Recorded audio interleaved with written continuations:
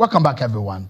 Rights activist and the senator representing Kaduna Central Senatorial District, Senator Shehu Sani, dumped the All Progressives Congress APC. It disclosed this in a letter dated October 19 and addressed to the chairman of the party in Ward 6, Tunawada North in Kaduna. Senator Sani said he joined the APC and remained with it against all odds in belief that it will constitute a veritable platform for the realization of those democratic ideals which he says he hold very dear to him, that honor and integrity that will be the ultimate ethos of the party, and most importantly, that internal party democracy will always be the norm. However, he says only posterity can affirm the extent to which the APC has committed to and reflected these values. Well, Senator Sani lost the All Progressives Congress APC Central ticket to Mr. Uba Sani. Uba Sani, who won with 2,088 votes, defeated Senator Sani, who got 15 votes. The senator has since joined the PRP, another party. There are stories of a promise to him to help secure a seat for him when some of his colleagues threatened to leave the party. But some say he was betrayed. Senator Shehu Sani joins us from our Abuja studio now. Thank you so much, Senator, for joining us on the program. Let's begin by asking you, were you at any point promised by what we believe in some quarters by the president an automatic ticket by the APC to return to the Senate? Senator, let's begin the conversation if you can hear me.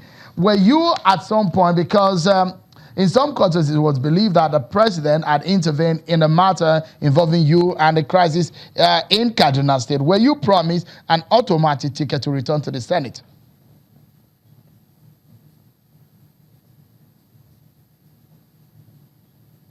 Well, first of all, thank you. Thank you, Sharon, for having me. Well, first of all, we go back to the background. My membership of the APC in the last 3.5 years was founded on the belief that it was a party that was established and that is close to my own ideology, my own beliefs, political beliefs, and my own ideas of what Nigeria supposed to be for the present and in the future. But as the events unfold, that party has gradually descended into something else. There was no time that I, in my own way, demanded that I should be given an automatic ticket. But what happened was that in last July, there was an uproar, an uprising in the National Assembly, whereby legislatures decided to decamp from the APC to the PDP. And I was part of that scheme.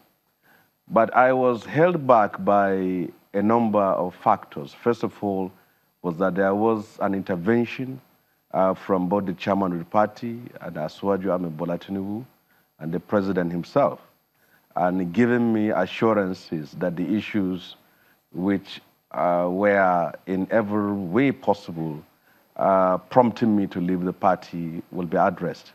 And secondly, as a politician and one with a mandate representing the people, you can't take a decision without consultation. And I did my due consultations on my constituency. And the views, the majority of the view at that very time, was that I should remain in the party. And the third aspect of it was that my colleagues said they were leaving the party to go home. And my own understanding of home was that home is either where you're born or where you belong. And many of them came from the PDP and they were going back to the PDP. And I was not of the PDP.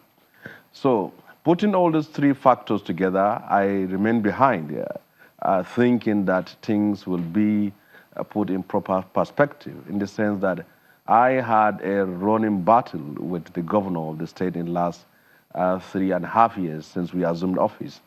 And I told them that I don't believe that we can live on the same shade, on the same seat, and then relate with each other in view of the fact that we have differences that has lasted for this very long time.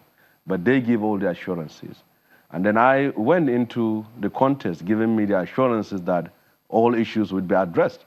But from my own understanding, without sounding immodest, I will not be here to insult the person of the president or the chairman of the party, but I have to state the fact.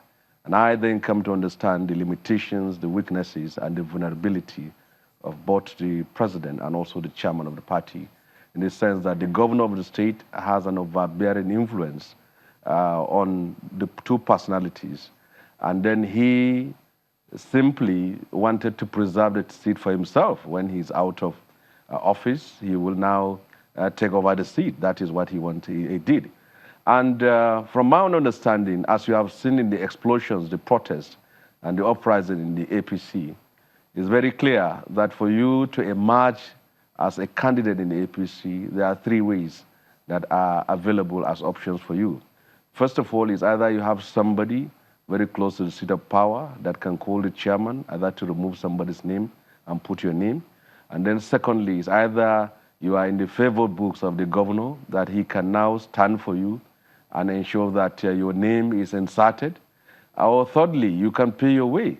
And with all these three, I don't think that that is honorable. Senator Sani, let me quickly, let me come in here quickly. Progressive.